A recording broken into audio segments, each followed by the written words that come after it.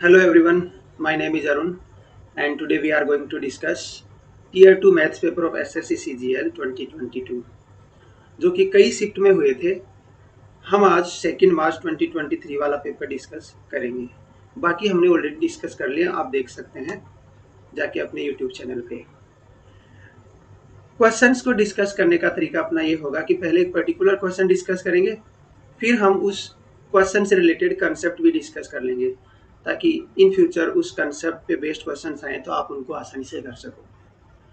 दूसरी चीज, एसएससी जो है वो क्वेश्चंस को रिपीट भी करता है। क्वेश्चंस को रिपीट करने का मतलब डेटा तो ऑब्वियस ही बात है चेंज होगा, लेकिन कंसेप्ट वही रहने वाले हैं क्योंकि कंसेप्ट जो है वो फिक्स है। उन पे बेस्ड आप लैंग्वेज चेंज करके थोड़ा बहुत इधर उधर करके आप कोई भी नया क्वेश्चन बना सकते हो और यही होता है हर साल। तो आप हर एक क्वेश्चन को अच्छे से समझें ताकि आप इन फ्यूचर उससे रिलेटेड कोई क्वेश्चन आए तो फिर वो सही कर सके। ठीक है, चलिए स्टार्ट करते हैं क्वेश्चन नंबर 1 से। क्वेश्चन नंबर 1 में हमें दिया है कि देर आर 3 टैप्स जिनके डायमीटर है 2 centimetre, 3 centimetre and 4 centimetre respectively. Okay, the ratio of the water flowing through them, जो पानी का फ्लो हो रहा है इन टैप से, is equal to the ratio of the square of their diameter. जो पानी का फ्लो हो रहा है, बेसिकली जो वॉल्यूम फ्लो हो रहा है, उसका रेशियो उनके डायमीटर्स के स्क्वायर के रेशियो के बराबर है। Okay, the biggest tap can fill an empty tank alone in 81 minutes. जो सबसे बड़ा टैप है वो अगर अकेला ओपन है तो वो टैंक को 81 मिनट में फिल कर देगा, खाली टैंक को। If all the taps are open, अगर सारे टैप्स ओपन हैं एक साथ simultaneously, then how long will the tank take to be filled. तो टैंक को भरने में कितना टाइम लग जाएगा बेसिकली। तो मान लेते हैं कि 3 टैप हैं, ए, बी और सी। इनके डायमीटर्स दे रखे हैं अपने को 2 सेंटीमीटर, 3 सेंटीमीटर और 4। अब जो वॉल्यूम फ्लो हो रहा है, वो जो वॉल्यूम है उसका रेशियो इनके डायमीटर्स के स्क्वायर के रेशियो के बराबर। ये दिया 4, 9 और 16। ठीक है, आपको एक चीज जान लेनी चाहिए कि जितना ज्यादा वॉल्यूम फ्लो होगा आपको टैंक फिल करने में उतना ही कम टाइम लगेगा। इसका मतलब वॉल्यूम इज इनडायरेक्टली और inversely proportional to time. Volume और टाइम जो है वो इनवर्सली प्रोपोर्शनल है। ठीक है, वॉल्यूम फ्लो ज्यादा, टाइम कम लगेगा। वॉल्यूम अगर कम फ्लो हो रहा है, टाइम ज्यादा लगेगा। तो इसका मतलब अगर वॉल्यूम का फ्लो ये दे रखा है अपने को। अच्छा, एक चीज और, 81 मिनट लगते हैं बड़े वाले टैंक को। ठीक है, बड़े वाले टैंक से कितना वॉल्यूम फ्लो हो रहा है, 16 वॉल्यूम फ्लो हो रहा है, राइट। और इसको टाइम लग रहा है 81 मिनट कंप्लीट फिल करने में। तो आप मुझे बताइए कि क्या हम उस टैंक का टोटल वॉल्यूम निकाल सकते हैं। अगर पर मिनट 16 वॉल्यूम फ्लो हो रहा है और 81 मिनट आपके पास हैं, तो 16 इंटू 81 ये आपके पास टोटल वॉल्यूम आ जाएगा। क्वेश्चन में पूछा गया कि अगर इन तीनों टैब्स को एक साथ ओपन कर दें तो कितना टाइम लगेगा। तो अगर ये तीनों एक साथ ओपन होंगी, एक साथ ओपन होने में टोटल वॉल्यूम कितना फ्लो होगा पर मिनट, इससे 4 + 9 + 16 ये हो जाएगा 29 वॉल्यूम एक साथ फ्लो होगा। ठीक है, तो हम बोल सकते हैं कि 29 इंटू टाइम टी, मतलब इतना वॉल्यूम अगर पर मिनट जा रहा है और टी टाइम में फिल कर रहे हैं तो टोटल वॉल्यूम ये होगा। बट एक्चुअली टोटल वॉल्यूम तो 16 इंटू 81 है, राइट। ओके, क्या हम इसको लिखते हैं t = 16 इंटू 81 डिवाइड बाई 29। देखिए, अगर अप्रोक्सीमेट वैल्यू निकाले अगर हम तो ज़्यादा बेटर रहेगा क्योंकि यहाँ पे देखो डिफरेंस 10-10 का है इनके अंदर, तो अप्रोक्स भी अगर सोच के चलोगे तो हो जाएगा। मान लीजिए अगर ये 15 होता लेकिन ये 16 है और ये 30 होता तो 2 बार डिवाइड कर रहा होता। या आप ऐसे सोच लो 16 है और अगर ये 32 होता तो 2 बार डिवाइड कर रहा होता, लेकिन ये 32 से कम है तो मतलब 2 से तो कम ही वैल्यू आएगी। मान लेते हैं 1.9 आ रही है, जितनी भी आ रही है 2 से थोड़ी कम आएगी। और अगर आप 2 से 81 को डिवाइड करते तो 40 से ज्यादा वैल्यू आती, और 2 से छोटे नंबर से अगर डिवाइड कर रहे हो तो बेसिक सी बात है कि 40 से बड़ी ही वैल्यू आएगी। लाइक जैसे मान लो आप 81 को एक सेकेंड, ओके, 81 को अगर हम 2 से डिवाइड करें तो 40.5 आ रहा है। तो अगर 2 से छोटे नंबर से डिवाइड करेंगे तो इससे थोड़ा बड़ा नंबर ही आएगा, राइट। और 40.5 से थोड़ा बड़ा नंबर है ये वाला। बाकी ये डिफरेंस तो काफ़ी ज़्यादा है, ये तो हो नहीं सकता, तो 40 से भी कम हो गया और ये डिफरेंस काफ़ी ज़्यादा था, इसलिए हम थोड़ा आइडिया लगा के भी आंसर टिक कर सकते हैं। Got it. तो यहाँ पे कंसेप्ट क्या था कि जितना ज़्यादा वॉल्यूम फ्लो होगा टाइम उतना कम लगेगा। इसकी भी जरूरत पड़ती है कभी कभी, इस क्वेश्चन में पर्टिकुलर में नहीं लगी थी लेकिन ये भी जरूरत पड़ती है। ठीक है, चलिए नेक्स्ट क्वेश्चन करते हैं। Two numbers are respectively 10%, 25% more than the third number, the ratio of the two numbers. चलो ठीक है, ये मिक्स्ड रेशियो का क्वेश्चन है। दो नंबर जो है वो किसी तीसरे नंबर से इतने परसेंट ज्यादा है। ओके, तो मान लेते हैं वो नंबर है बी है, तो ए और बी में एक रेशियो दे रखा होगा और बी और सी में एक रेशियो दे रखा। ए जो है वो 10% ज्यादा है बी से। अगर बी की वैल्यू 100 है तो ए की वैल्यू 110 होगी, 10% ज्यादा ही हुआ। बी की वैल्यू 100 है तो सी की वैल्यू कितनी होगी, 125 होगी। ऑब्वियस सी बात है, two numbers are respectively 10% and 25% more than the third number. Okay, तो हमें पूछा गया था combined ratio, the ratio of two numbers, मतलब ए और सी का रेशियो बताना है। 110 और 125 में रेशियो निकाल लीजिए, आंसर आ जाएगा। कितना आएगा यहाँ पे, यहाँ पे अगर हम देखें 22 5 से डिवाइड करेंगे तो ये 25, ऑप्शन नंबर 1। Got it. यहाँ पे जो ये कंसेप्ट सीख सकते हैं वो ये है, कभी कभी अपने को देता है कि दो नंबर्स का रेशियो 2:3 है, ए और बी का रेशियो, और बी और सी का रेशियो जो है वो भी मान लो 2:3 है। तो पूछ लेगा हमसे कि बताओ ए और सी का रेशियो क्या है। अब आप एक चीज देखो, यहाँ पे बी की वैल्यू 3 है और बी की वैल्यू 2 है, तो अगर बी तो एक ही चीज है तो दो अलग अलग वैल्यूज नहीं हो सकती इसकी, तो इन दोनों को सेम बनाना है। और हमें पता है रेशियो जो होता है, आप इसमें ऐड तो कर नहीं सकते कि लाइक यहाँ पे 2 ऐड कर दो, यहाँ पे 2 ऐड कर दो तो रेशियो सेम रहेगा, नहीं, वो मल्टीप्लाई होगा। क्योंकि हम सिंप्लीफाई करते हैं तो कॉमन फैक्टर को एलिमिनेट करते हैं डिवाइड करके, इसका मतलब मल्टीप्लाई करना होगा।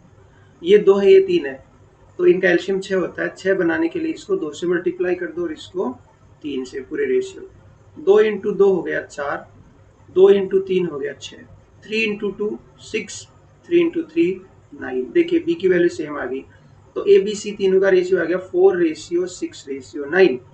ए और सी का रेशियो पूछा था, 4:9 हो जाएगा। इस तरह हम कर सकते हैं इन क्वेश्चंस को। बेसिकली हमें जो कॉमन वैल्यू है उसको सेम बनाना है। यहाँ तो सेम ही था, ये 100 और ये 110 और 100 था, ये 100 और 125 था।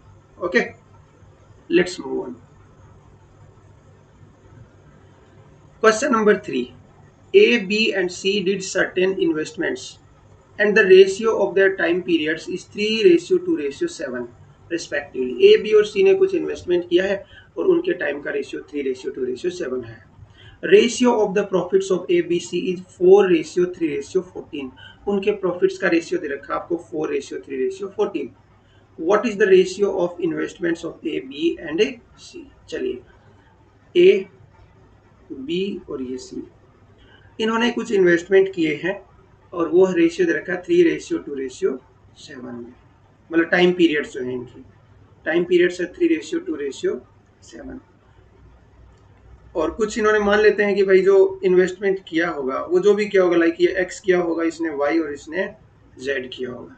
ठीक है, जो प्रॉफिट जो आएगा ना, जो प्रॉफिट डिस्ट्रीब्यूट होता है वो होता है टाइम इंटू इन्वेस्टमेंट के रेशियो में। यानी ये 3x, ये 2y और ये 7g, इस रेशियो में प्रॉफिट डिवाइड होगा। प्रॉफिट दिया कितना है, 4, 3 और 14, 4:3:14, ये दिया हुआ आपको प्रॉफिट। हमारे अकॉर्डिंग तो प्रॉफिट 3x है, लेकिन वैल्यू कितनी है 4, तो x की वैल्यू आपके पास कितनी आ जाएगी, x की वैल्यू आ जाएगी, आप देखो 3x को 4 के इक्वल करोगे, 3x इज इक्वल टू 4, तो x की वैल्यू आएगी 4/3, तो x की वैल्यू आपके पास आ गई 4/3। इसी तरह y की वैल्यू क्या आ जाएगी, 3/2, राइट। ओके, एंड z की वैल्यू क्या आ जाएगी, 14/7।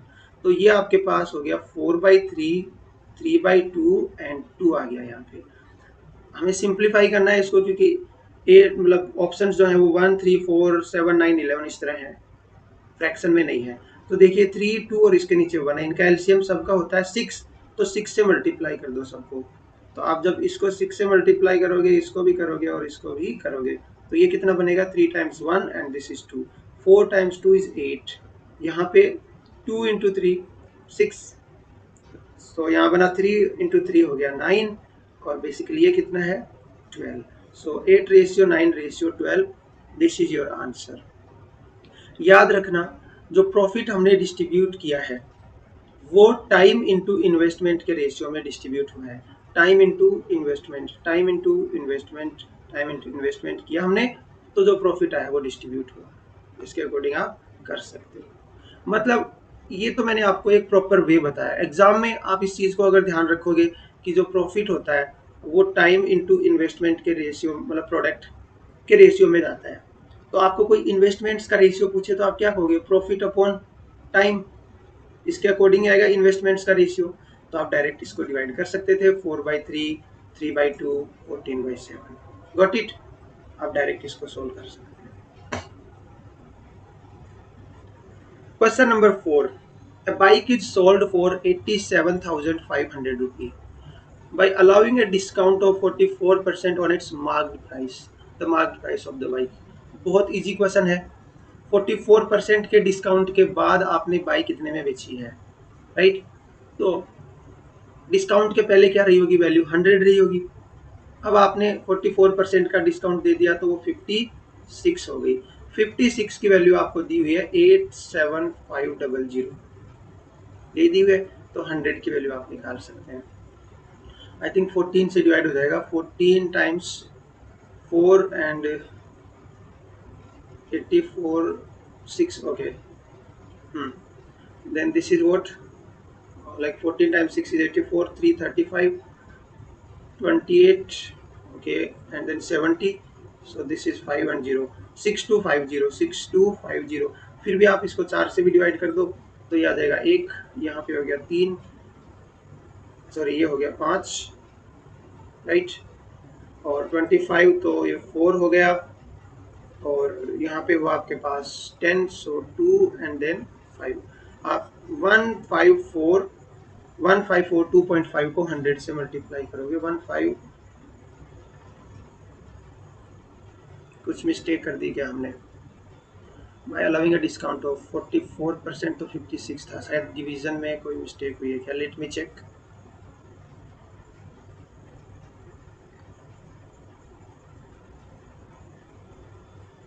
एट 7,500 डिवाइड बाई 56, एक्चुअली ये वैल्यू आएगी 1, ओके ओके, 5625, लाइक डेसिमल यहाँ पे। इसको जब 100 से मल्टीप्लाई करोगे तो आंसर आ जाएगा। ओके, चलिए। ABC are 3 points such that AB is equal to 9 centimeter, BC 11 and AC 20। Number of circles passing through points A, B and C। ये क्वेश्चन थोड़ा सा इंटरेस्टिंग रहेगा। क्यों रहेगा? देखिए, 3 पॉइंट्स हैं A, B और C, जिसमें अपने को AB लाइन सेगमेंट की डिस्टेंस लेंथ दे रखी है, BC की लेंथ दे रखी है और AC की लेंथ दे रखी है। आप एक चीज गौर करिए, इन दोनों का सम AB प्लस BC का सम किसके इक्वल आ रहा है? AC के इक्वल आ रहा है। अगर दो लाइन सेगमेंट्स का सम, मान लीजिए 3 पॉइंट है आपके पास एक प्लेन में, और उन तीनों से अपने पास लाइन सेगमेंट्स बनेंगे, जैसे मान लीजिए ये A, B और C, तो AB प्लस BC जो है इनका सम बराबर आ रहा है किसके? AC के। इसका मतलब ये कोलिनियर हो गए, और अगर 3 पॉइंट कोलिनियर हो गए तो 3 पॉइंट से कोई सर्कल पास नहीं होता। क्यों नहीं होता? क्योंकि आप खुद देखिए, एक सर्कल अगर आप ड्रॉ करेंगे, कोई लाइन उसको कट करेगी तो कितने पॉइंट पर मैक्सिमम कट कर सकती है? 2 पॉइंट पे, या हो सकता है वो उसको टच करके चली जाए, या हो सकता है बाहर से चली जाए, करेक्ट? तो इस केस में तीनों पॉइंट से तो कोई सर्कल पास हो ही नहीं सकता, क्योंकि ये कोलिनियर है। इसका मतलब यहां से कोई सर्कल भी पास नहीं होगा। Got it? और एक चीज और जान लीजिए, अगर आपके पास 2 पॉइंट है, 2 पॉइंट से कितने सर्कल पास हो सकते हैं? 2 पॉइंट से इनफाइनाइट सर्कल्स पास हो सकते हैं। कोई भी 2 पॉइंट हो, उनसे इनफाइनाइट सर्कल पास हो सकते हैं डिफरेंट रेडियस के। 3 पॉइंट से, और 3 पॉइंट जब मैं बोल रहा हूं तो इसका मतलब कोलिनियर नहीं है वो 3 पॉइंट्स, और वो क्या है? Non collinear. 3 non collinear point से कितने सर्कल्स पास होंगे? तो ओनली 1 सर्कल, याद रखना, ओनली 1। केवल एक सर्कल है जो 3 नॉन कोलिनियर पॉइंट से पास होगा। ये तीनों तो कोलिनियर थे, मतलब एक लाइन पे थे, तो इनसे तो कोई सर्कल पास नहीं होगा। अगर ये तीनों नॉन कोलिनियर हो तो one and only one circle पास होगा। इसका एक प्रॉपर प्रूफ है, डेरिवेशन है। ठीक है, चलिए आगे बढ़ते हैं। Question number 6, a glass jar contains 6 white, 8 black and 4 red and 3 blue marbles. If a single marble is chosen at random from the jar, what is the probability that it is black or blue? आपने jar से एक marble निकाला एक, ठीक है, तो उसके black या ब्लू होने की प्रोबेबिलिटी पूछी है। सबसे पहले आप ये जान लीजिए, किसी भी इवेंट की प्रोबेबिलिटी जो होती है POP, probability of an event E is favourable outcome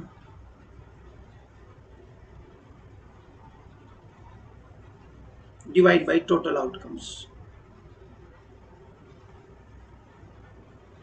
ये होता है फेवरेबल आउटकम्स। देखिए यहाँ के आपको ब्लैक या ब्लू इन दोनों में से कोई भी मिल जाए तो बात बन जाएगी। तो देखिए ब्लैक कितने हैं 8 और ब्लू कितने हैं 3, सो 8 + 3 डिवाइड बाय टोटल कितने हैं 6 + 8 14, 18 and 3 21, so we have 11/21. This should be your answer. Got it? Let's move on. Find the mode for the given distribution. Okay, mode बताना है आपको। आप सबसे पहले सारे ऑप्शंस को ऑब्जर्व कर लीजिए। देखिए, क्योंकि मुझे इसमें मोड का फॉर्मूला लगाने की जरूरत ना पड़े इसलिए मैं पहले ऑप्शंस देख रहा हूँ। 35.25, 40.25, ओके, इस तरह से है। मोड क्या होता है पहले आप ये जान लो। अगर आपको डिस्क्रीट वैल्यू दे रखी है, मतलब इंडिविजुअल वैल्यूज दे रखी हैं, ग्रुप नहीं दे रखा, लाइक ये क्लास इंटरवल्स हैं, तो क्लास इंटरवल नहीं दे रखे हो तो मोड होता है जो मैक्सिमम टाइम रिपीटेड वैल्यू होती है। ओके, आप कह सकते हो डेटा विद मैक्सिमम फ्रीक्वेंसी, और you can say value with maximum frequency, value with maximum frequency, जो सबसे ज्यादा बार वैल्यू आ रही है वो उसका मोड है। अच्छा, अगर सारी वैल्यू इक्वल टाइम आ जाए, मान लो सारी की सारी वैल्यू 100 बार ही आ जाए, जैसे मैंने कहा कि 3 जो है वो 25 टाइम्स आया है, 7 भी 25 टाइम्स आया है, 9 भी 25 टाइम्स आया है, तो क्या है इसका मोड? कुछ भी मोड नहीं है इसका, देयर इज नो मोड, क्योंकि सारी वैल्यू इक्वल बार आई है, कोई सा भी डिफरेंट बार नहीं है, सारे 25 टाइम्स रिपीटेड है, तो कोई मोड नहीं होगा। अगर यहाँ पे ऐसा हो जाता, मान लीजिए कि ये वाली वैल्यू 2 बार आई होती है 25, तो 2 मोड हो जाते इसका, बाई मॉडल हो जाता है, ये दोनों इसके मोड होते हैं। लेकिन बाई मॉडल अभी अपने नहीं है, हमें तो सिर्फ एक ही मोड देखना है यहाँ पे। चलो, मैं देख पा रहा हूँ कि फ्रीक्वेंसी जो है सबसे ज्यादा इस क्लास इंटरवल की है 11, राइट। आप ये देखो, अगर इस क्लास इंटरवल की फ्रीक्वेंसी 11 है तो बेसिक सी बात है कि मोड इनके बीच में होगा, 25 से 30 के बीच में, और एक ही वैल्यू ऐसी है जो इनके बीच में है, नहीं तो फिर आपको पूरा प्रॉपर फॉर्मूला लगाना होगा मोड का। मोड का फॉर्मूला भी हम डिस्कस कर लेंगे, ठीक है। चलिए,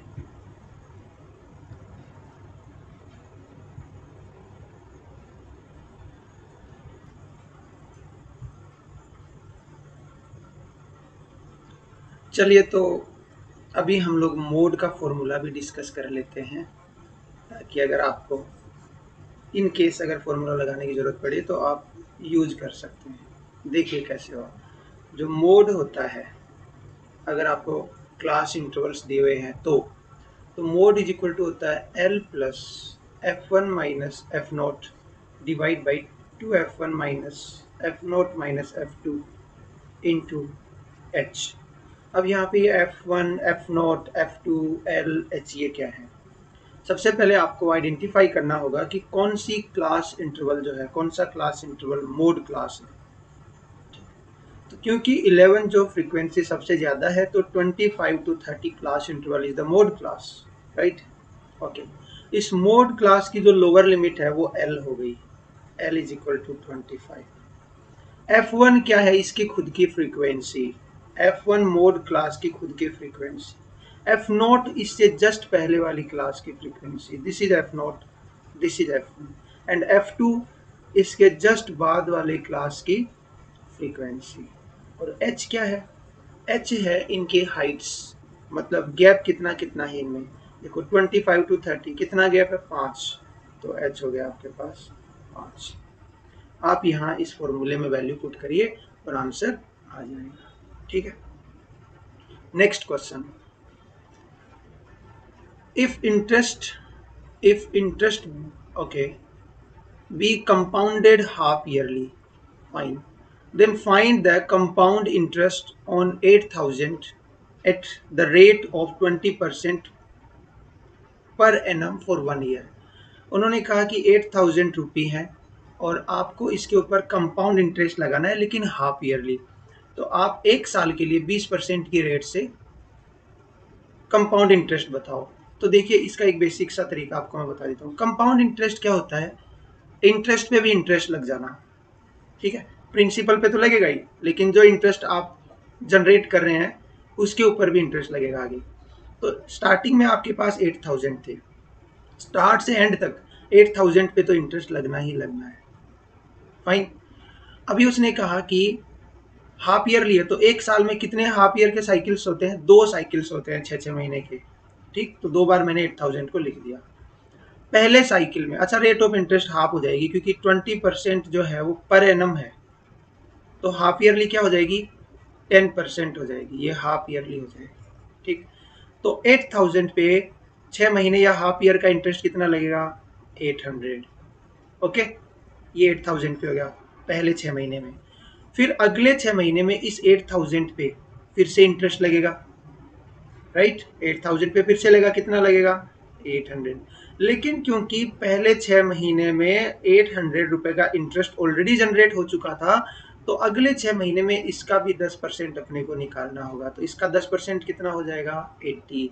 तो इन टोटल आपने कितना इंटरेस्ट जनरेट किया? 800 यहाँ से, 800 ये, 1600 और 80 ये, सो 1680 रुपए का इंटरेस्ट हुआ।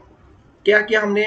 प्रिंसिपल पे तो हमेशा इंटरेस्ट लगा दिया। पहले 6 महीने में 800, अगले 6 महीने में भी 800, लेकिन क्योंकि जो पहले 6 महीने में 800 रुपए का इंटरेस्ट मिला, उसके ऊपर भी अगले 6 महीने में इंटरेस्ट देना होगा 10% की रेट से। Got it? Okay, let's do the next question. A basket contains 350 eggs. If 12% of the eggs are rotten, how many eggs are good enough to be sold? बहुत इजी क्वेश्चन है। तो क्या दिया इस क्वेश्चन में कि a basket contains 350 eggs. If 12% of the eggs are rotten, how many eggs are good enough to be sold? देखिए, 350 में से 12% अगर खराब हो गए तो 88% सही बच गए ना। आपको 88% निकालना है 350 का, तो कैसे निकालते हैं? 88 बाई 100 इंटू 350, एक जीरो से एक जीरो कैंसिल आउट कर दो, इसको सिंप्लीफाई कर लो आप आगे। ओके, तो आपके पास 308 आ जाएंगे। That's the answer. Let's move on. A circle touches all 4 sides of a quadrilateral ABCD. अगर एक सर्कल एक क्वाड्रिलेटरल की चारों साइड को टच कर रहा है, तो आगे बोला है AP 18 है, BC 21 है, AD 15 है, तो लेंथ ऑफ CD बताओ। ओके जी, तो एक सर्कल बना दिया हमने और ये एक क्वाड्रिलेटरल की चारों साइड को टच करता है, राइट? ये फाइन, ABCD। ओके, अब इसने मुझे दिया AB 18 है, so this is 18, BC is 21 and AD is 15। आपसे पूछा है CD ये कितना होगा। तो पहले मैं आपको डायरेक्ट बता देता हूँ कि ऑपोजिट साइड्स का सम जो है वो सेम होगा इस केस में। तो यहाँ से आप डायरेक्ट निकाल सकते हो कि अगर ये 18 माइनस हो जाएगा इसमें से जाके, तो x की वैल्यू कितनी आ जाएगी? 18 ही आ जाएगी। फाइन, अब ये हुआ क्यों, उसका रीजन देख लीजिए। आपको पता है कि किसी भी सर्कल पे अगर आप किसी एक्सटीरियर पॉइंट से टेंजेंट ड्रॉ करते हैं तो दोनों टेंजेंट इक्वल इन लेंथ होती हैं, मतलब PA इक्वल टू PB है, both of them are equal. Got it? तो इसी तरह यहाँ देखिए कि अगर आप बोलेंगे कि ये वाली साइड A है, तो ये भी कितनी है? A। तो ये मान लीजिए कितनी होगी? 18 माइनस A, या इसको बोल देते हैं ये B है, तो ये भी कितनी हो जाएगी? B। ये अगर C है तो ये भी कितनी है? C। अगर ये D है तो ये भी कितनी है? D। तो देखिए A plus B, C plus D, इन सब चारों का सम, ऑपोजिट का सम, A plus B plus C plus D। इसी तरह इन दोनों में भी देखिए A plus B plus C plus D। Make sense? Let's move on now. What is the volume of the largest sphere that can be carved out of a wooden cube of side 21 centimetre. Okay, आपके पास एक cube दिया है जिसकी side length है 21 centimetre. इसमें से आपको एक स्फीयर निकालना है बड़े से बड़ा, तो उसका वॉल्यूम बताना आपको। तो आप एक चीज जानते हैं, अगर आपके पास एक क्यूब है, let me make a cube here,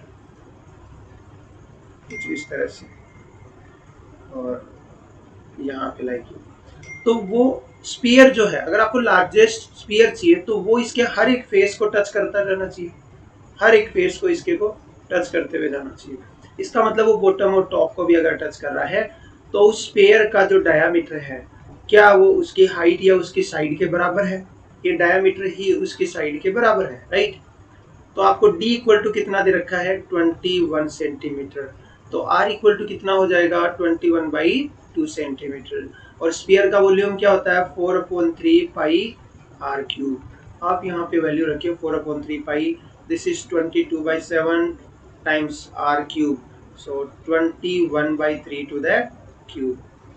okay, आप इसको सिंप्लीफाई कर लीजिए, आसान है, सिंप्लीफिकेशन कुछ टफ नहीं है। लाइक 4/3 है, this is 22/7, 21 21 21 divide by this was 2, right? Okay, so 2 times 2 times 2, एक 21 कैंसिल आउट हो जाएगा, ये 4 कैंसिल आउट हो जाएगा, यहाँ से 11 आएगा, 11 इंटू 4 4 1, अब करेंगे तो आपके पास ये आंसर आ जाएगा।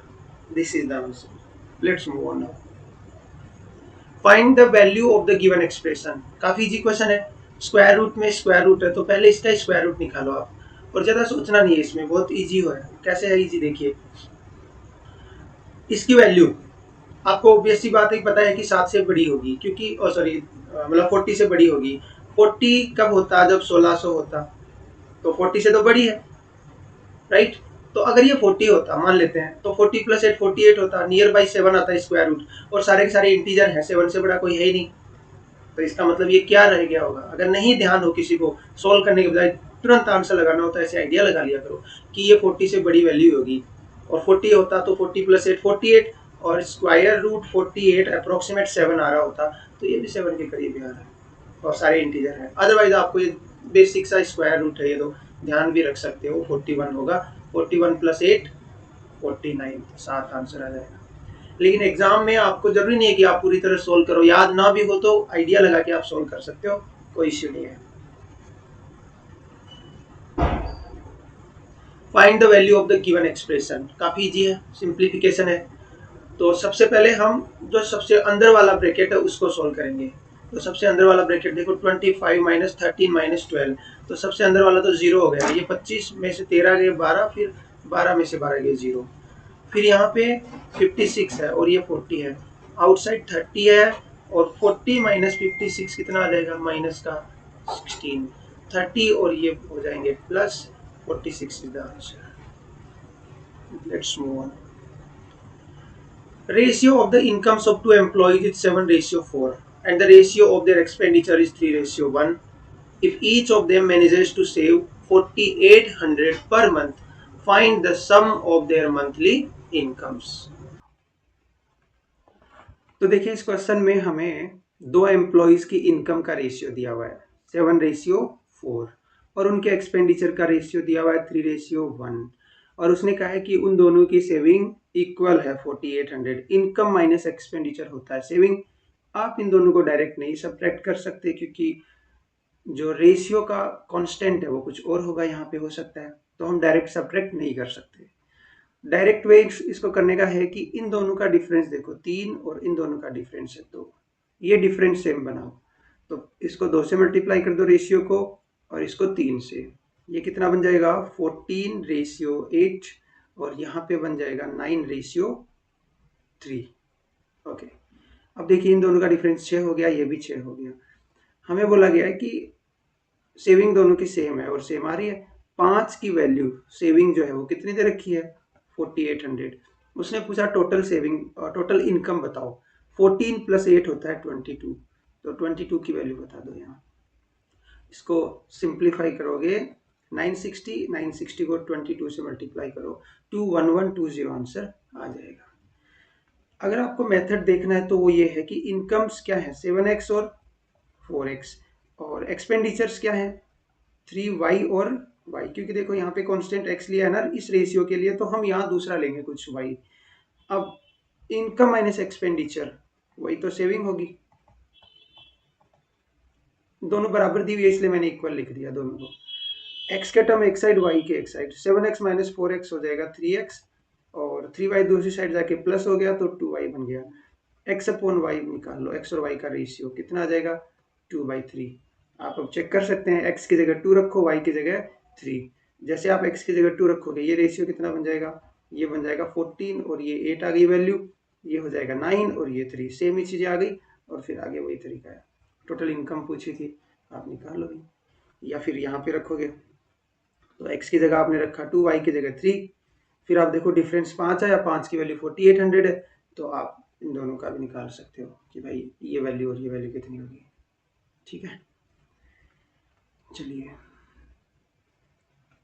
If radius of sphere is decreased by 48%, then by what percent does its surface area decrease. इसको करने से पहले एक चीज बताता हूँ मैं आपको कि अगर कोई क्वांटिटी है वो कोई दो वेरिएबल्स के प्रोडक्ट पे डिपेंड कर रही है, एक वेरिएबल में अगर x% का चेंज हुआ है, दूसरे में y% का चेंज हुआ है, तो इस क्वांटिटी Q में जो नेट चेंज होगा वो होगा x% plus y% plus x into y divide by 100%। अगर ये चेंज पॉजिटिव है, मतलब इंक्रीज हो रहा है, अगर इंक्रीज हो रहा है तो हम इसको पॉजिटिव लेंगे, और अगर डिक्रीज हो रहा है तो हम इसको लेंगे नेगेटिव। इस केस में क्या दिया हमें, एक स्फीयर की रेडियस डिक्रीज हो रही है 48% से, स्फीयर का एरिया कितना चेंज होगा परसेंट में, तो एरिया होता है 4πr²। हमें बताया भाई 4π तो कांस्टेंट, तो एक किसके ऊपर डिपेंड कर रहा है, r² के। r² मतलब r इंटू आर, तो एक r में अगर 48% का चेंज है तो दूसरे में 48% का चेंज है, तो a में नेट चेंज अगर आपको पूछे और वो डिक्रीज हो रहा है तो माइनस लेंगे, तो -48 एंड प्लस -48 डिवाइड बाई 100। ये प्लस तो जो यहाँ पे भी लिखा है, इनके साथ भी प्लस लिखे थे लेकिन ये माइनस थे तो यहाँ पे माइनस ही बन गया, -96, और इन दोनों का प्रोडक्ट आएगा, मतलब 48 का स्क्वायर हो गया 2304, तो ये हो गया 23.04। सिंप्लीफाई कर लोगे तो 72.96% ही आ जाएगा। Okay, let's move on. Question number 16, the product of two numbers is 1500 and their HCF is 10, the number of such possible pairs, ऐसे कितने पेयर पॉसिबल हैं। चलिए मान लेते हैं कि एक नंबर है x, वो कितना हो जाएगा 10 इंटू ए, क्यों, क्योंकि HCF क्या है 10 है, तो 10 इंटू ए लिख सकते हैं, HCF इंटू कोई और उसके बचे हुए फैक्टर्स। दूसरा नंबर है y, उसको लिख दिया हमने 10 इंटू बी। कोई भी नंबर क्या होता है HCF इंटू उसके बचे हुए फैक्टर्स, राइट। ओके, जैसे मान लो कि 4 और 6 है, मैं इसको लिखूंगा 2 इंटू 2, और इसको लिखेंगे 2 इंटू 3, दोनों का HCF क्या है 2, तो 4 को हम क्या लिखेंगे HCF इंटू बचे हुए फैक्टर्स, 6 को क्या लिखेंगे HCF इन दोनों का इंटू बचे हुए फैक्टर्स। वही चीज हमने लिख दी HCF इंटू बचे हुए factor. HCF highest common factor होता है, मतलब उसके अलावा उन दोनों नंबर में कुछ और कॉमन नहीं है, इसका मतलब A और B इन दोनों में कुछ भी कॉमन फैक्टर नहीं बचा। अगर A और B में दोनों में कुछ भी कॉमन फैक्टर नहीं बचा है तो इनका कॉमन फैक्टर A और B का, इस पूरे का x और y का नहीं, A और B का, वो 1 हो गया। और जब भी दो नंबर का HCF 1 होता है उनको को प्राइम बोला जाता है।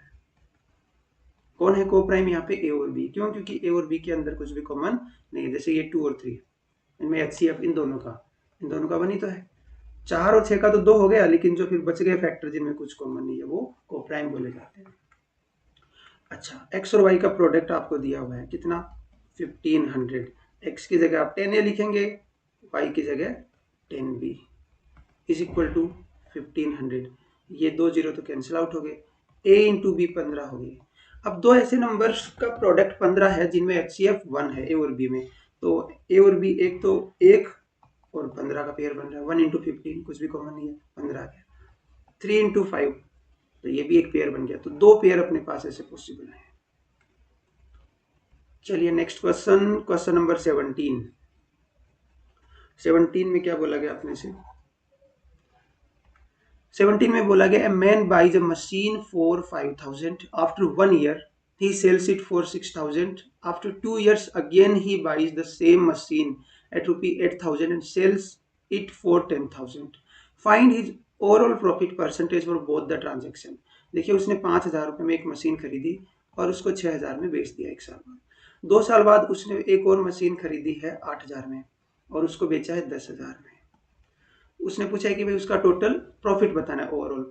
तो टोटल उसने इन्वेस्ट कितना किया, यहाँ पे 13,000 इन्वेस्टमेंट है और अर्निंग है उसकी 16, मतलब सेलिंग है उसकी 16,000। ये कॉस्ट प्राइस और ये सेलिंग प्राइस, दोनों का डिफरेंस कितना आ गया 3,000। तो प्रॉफिट परसेंटेज कैसे निकालते हैं, profit upon cost price into 100, profit upon cost price into 100, ये हो गया उसका प्रॉफिट परसेंटेज। तो यहाँ पे अगर आप सिंप्लीफाई करोगे, ये कैंसिल आउट, ये cancel out, 2 and 3 23 point something आएगा और जो कि ऑप्शन नंबर 2 में है। Got it. Next question, evaluate the following. Okay, sine 25 sine 65 minus cos 25 cos 65। इसको हम दो तरह से कर सकते हैं। पहली चीज आपको ये ध्यान होना चाहिए, sine 90 minus theta is equal to cos theta और cos 90 minus theta is equal to sine theta होता है। पहला मेथड तो हम ये लगा सकते हैं इसमें।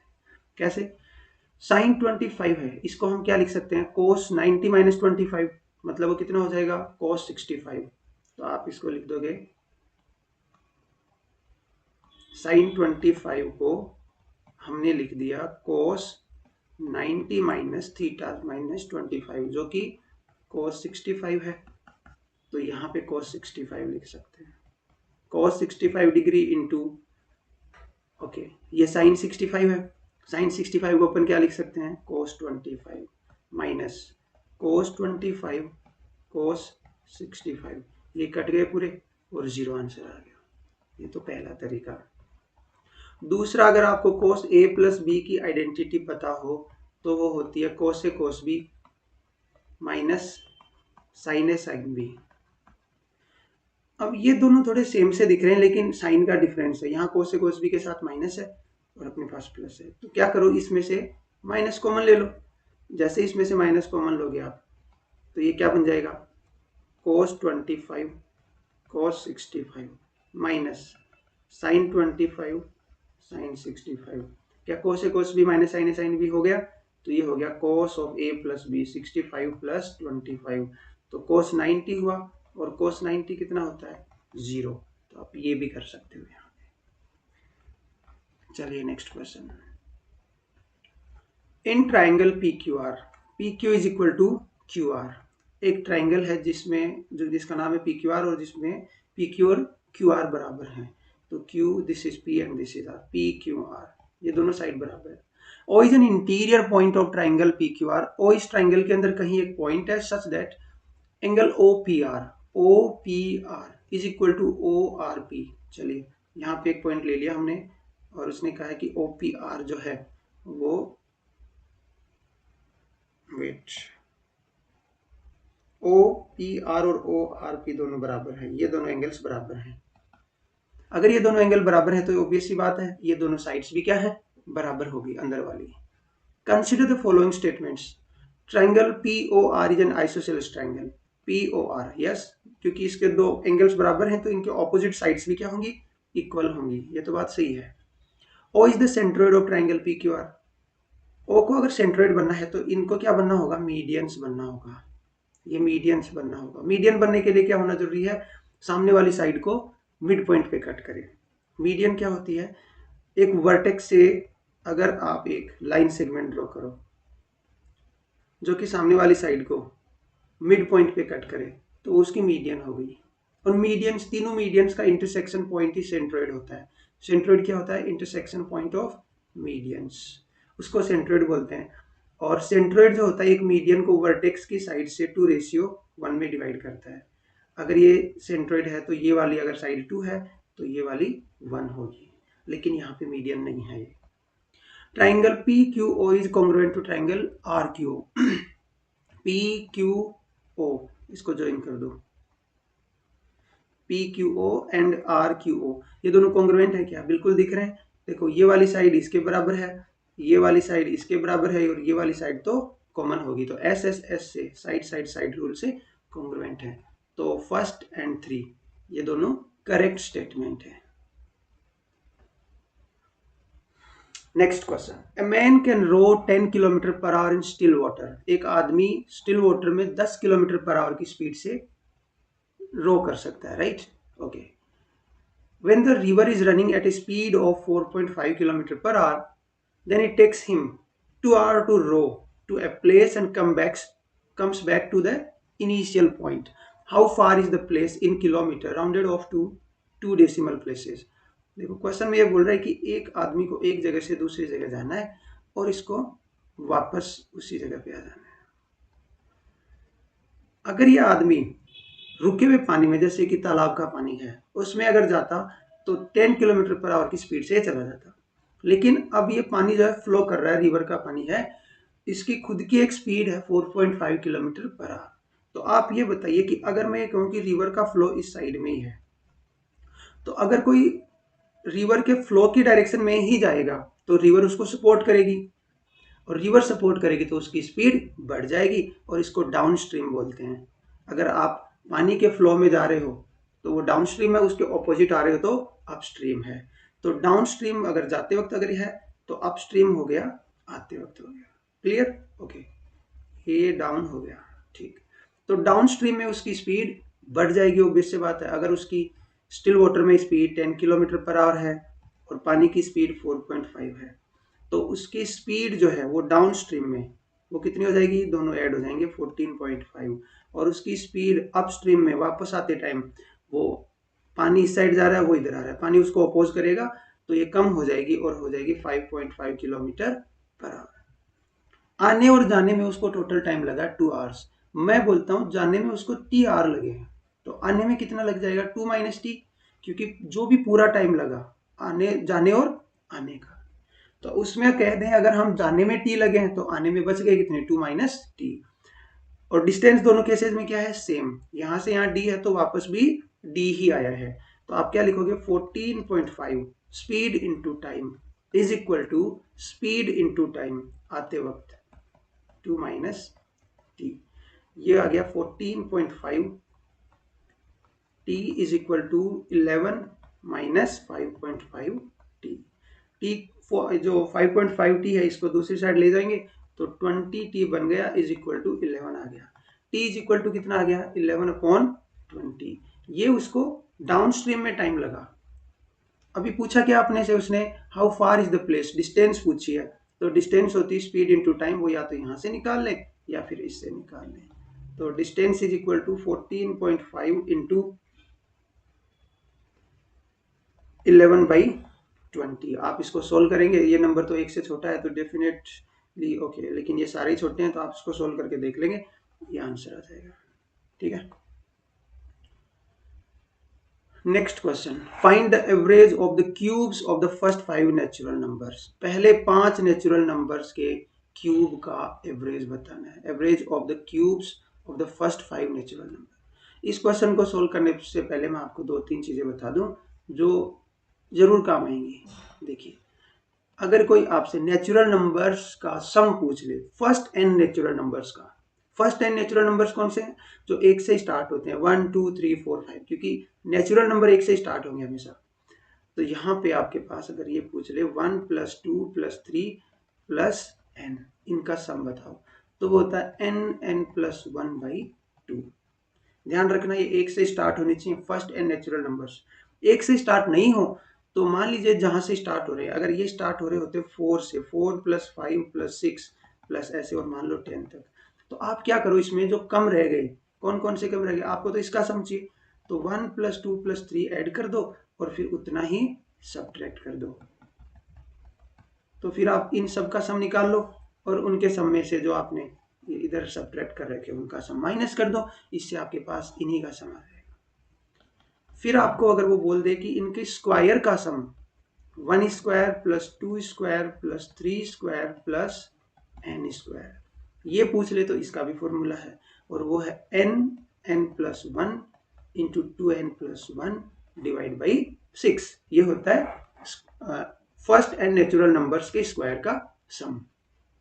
नेक्स्ट वन, अगर क्यूब का सम पूछ ले 1 cube plus 2 cube plus 3 cube plus n cube, वो आपके पास हो जाएगा n plus 1 divide by 2 to the third power. ऐसे आप सॉल्व कर सकते हैं।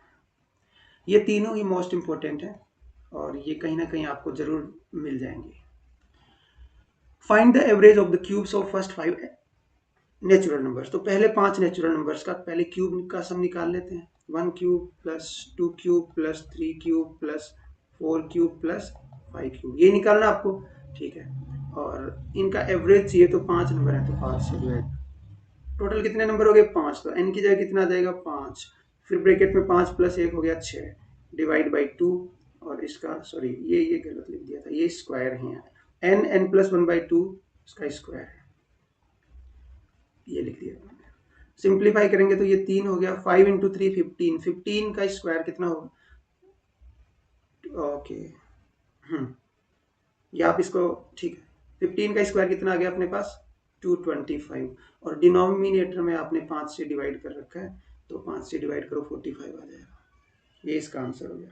यहाँ पे स्क्वायर था, ये क्यूब नहीं है, n plus 1 by 2 whole square.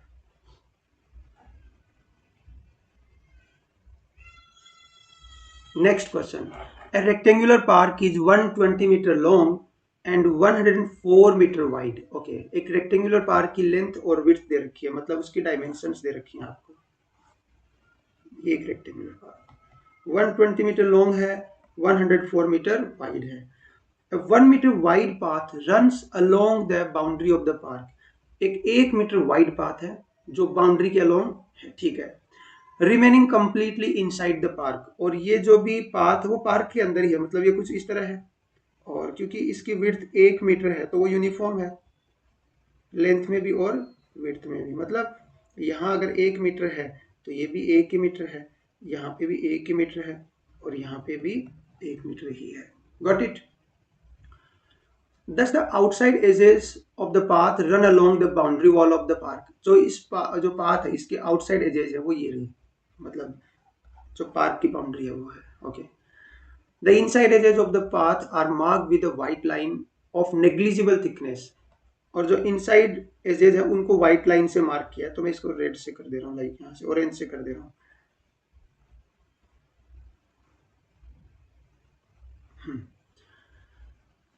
If it cost rupee 2.5 to mark each meter with the white line, then how much would it cost to fully mark the inside edges of the path। बोल रहा है कि अगर इस जो भी ये lining करनी है आपको वो 2.5 रुपए पर मीटर के हिसाब से है, तो आपको टोटल कॉस्ट बतानी है। कहने का मतलब इस पूरे की लेंथ निकाल लो, मतलब इसका पेरीमीटर निकाल लो रेक्टेंगल अंदर वाला भी, और उसको 2.5 से मल्टीप्लाई कर दो, टोटल कॉस्ट आ जाएगी। ये यहाँ से यहाँ 120 थी, बच गई कितनी 118, ये 104 थी, 1 मीटर इधर गई 1 इधर चली गई, तो ये कितनी बच गई 102। तो टोटल कॉस्ट कितनी आ जाएगी, वो आ जाएगी इसका पेरीमीटर 2 इंटू 118 प्लस 102 टाइम्स 2.5 जो कि पर मीटर की कॉस्ट है, ये आ जाएगा 220 और ये हो गया 5, तो 1100 रुपये आ जाएगा। Next question, 40 litres of milk are kept in a container. Fine, 40 litre milk को एक कंटेनर में रखा है आपने, ओके। और इसमें से 4 litre of milk were removed from this container and replaced with water. इसमें से आपने 4 लीटर मिल्क जो है ना वो माइनस कर दिया और फिर आपने इसमें पानी ऐड कर दिया, तो इसका मतलब टोटल क्वांटिटी तो अभी भी कितनी है 4 लीटर ही है, ओ 40 लीटर ही है। 4 लीटर आपने दूध निकाल के उसकी जगह पानी मिला दिया।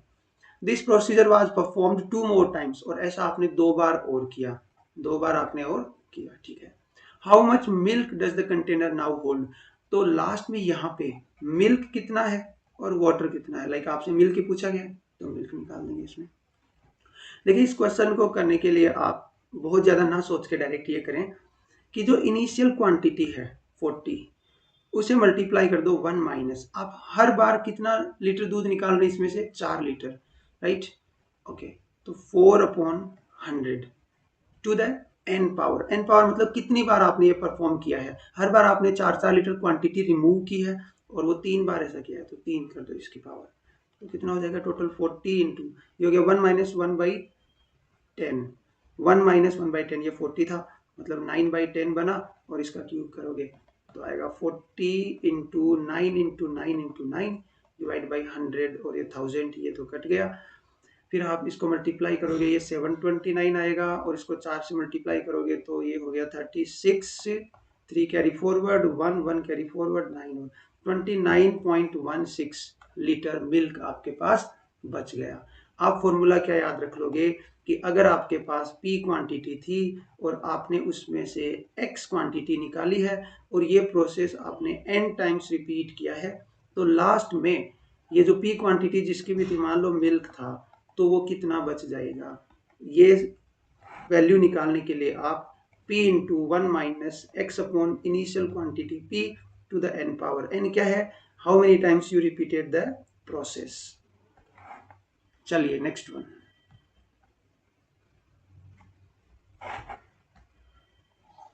The difference of simple interest from two banks on 8,000 in 3 years is 800. Okay, simple interest का डिफरेंस है from two banks on 8,000 in 3 years।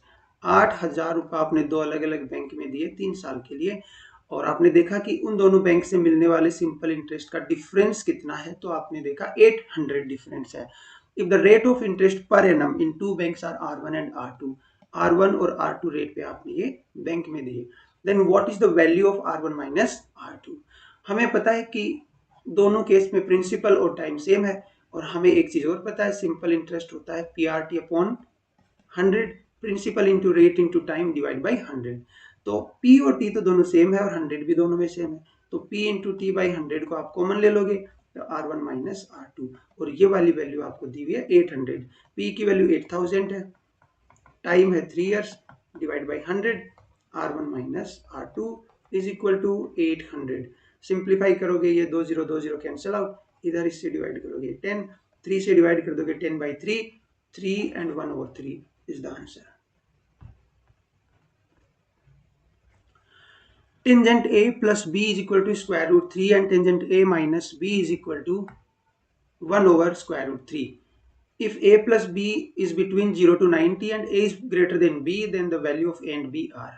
तो देखिए A प्लस बी की वैल्यू आपको क्लियरली दिख रही है 60 डिग्री है, क्योंकि tan theta equal to square root 3 है, तो theta will be 60 degree.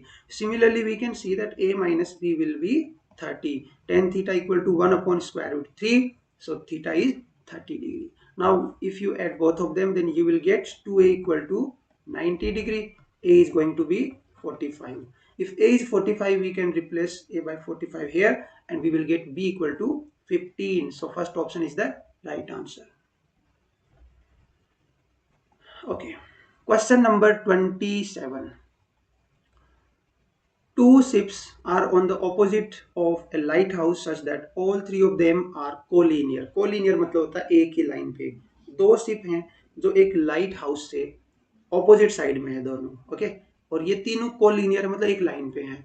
The angles of depression of the two ships from the top of the light house are 30 degree and 60 degree. Fine, आप एक चीज बताइए, जिसका angle of depression 30 degree है, basic सी बात है वो ज्यादा दूर होगी, और जिसका 60 डिग्री है वो नजदीक होगी। तो ये अगर अपने पास एक लाइट हाउस है, तो ये मान लो 30 डिग्री वाली बोट है यहाँ पे, लेट्स से शिप 1, और 60 डिग्री वाली इसके थोड़ा नजदीक होगी, ये होगी शिप 2, और ये लाइट हाउस है।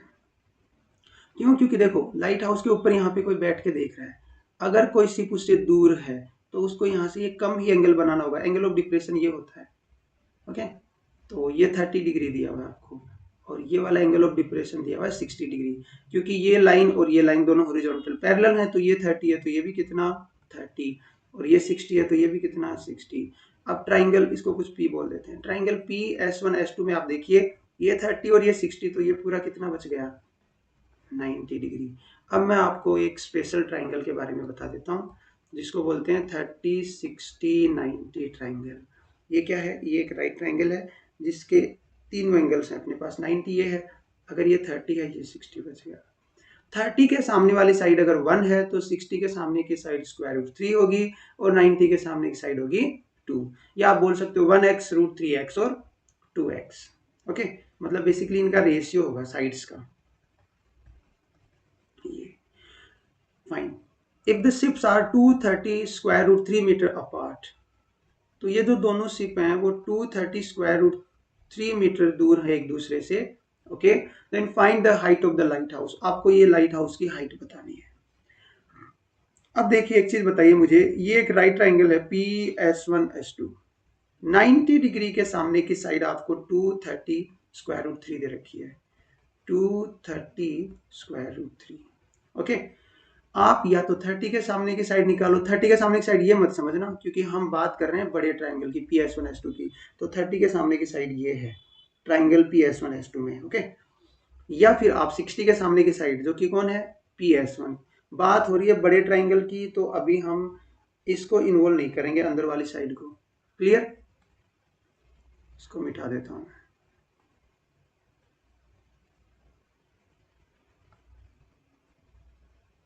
ये लीजिए। ओके, तो चलो मैं 30 के सामने की साइड निकाल लेता हूं जो कि ये वाली होगी पी एस टू।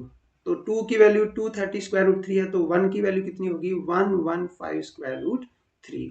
मुझे बेसिकली निकालना था P L, height of the light house. अब उसमें क्या करें, फिर से एक ट्राइंगल मिल गया पी एल एस टू, उसको बना लेते हैं यहाँ पे पी एल एस टू, ये पी, ये एल और ये S two. P S two की लेंथ अभी अपन ने निकाली 115 स्क्वायर रूट 3, ये 90 डिग्री है और ये 60। आप इस ट्राइंगल में फिर से देखिए 30 60 90 आपको फिर दिख रहा है। कैसे दिख रहा है, ये 90 है 60 तो ये 30। बेसिकली आपको निकालना है 60 के सामने की साइड, 90 के सामने की साइड आपको दे रखी है 115 स्क्वायर रूट 3 और 60 के सामने की साइड होती है स्क्वायर रूट 3। ये 2 की वैल्यू है, ये आपको स्क्वायर रूट 3 की वैल्यू चाहिए, तो 115 स्क्वायर रूट 3 डिवाइड बाई 2, इस 2 से डिवाइड किया और इस रूट 3 से मल्टीप्लाई कर दिया। आप चेक कर लेना, आंसर आएगा 172.5। Okay, let's move on now. The arithmetic mean of the following data is, जो गिवन डेटा है उसका अरिथमेटिक मीन निकालना है, एएम निकालना है। अरिथमेटिक मीन क्या होता है, basically sum of data divide by number of data. लेकिन अपने पास इतना टाइम नहीं है, क्वेश्चन भी ये बहुत ज्यादा आसान है, तो हम क्या कर सकते हैं इसमें, ऑब्जर्वेशन। कैसे, देखिए 5 डेटा है, अगर मैं मान लेता हूं मीन है 20, मान लिया मैंने, मतलब 17 से 23 के बीच में कोई एक वैल्यू उठा ली, उसके आगे पीछे भी उठा सकते हैं, आपकी मर्जी है, कोई भी वैल्यू उठा सकते हो दुनिया की जो इसमें नहीं भी हो वो भी। लेकिन मैंने मान लिया सहूलियत के लिए कि 20 मीन है, ये तो माना है, अभी चेक करना है। अगर 20 मीन है तो ये सारी वैल्यू भी 20-20 होनी चाहिए, मतलब इनको डिस्ट्रीब्यूट जब करेंगे तो 20-20 सबको मिलना चाहिए।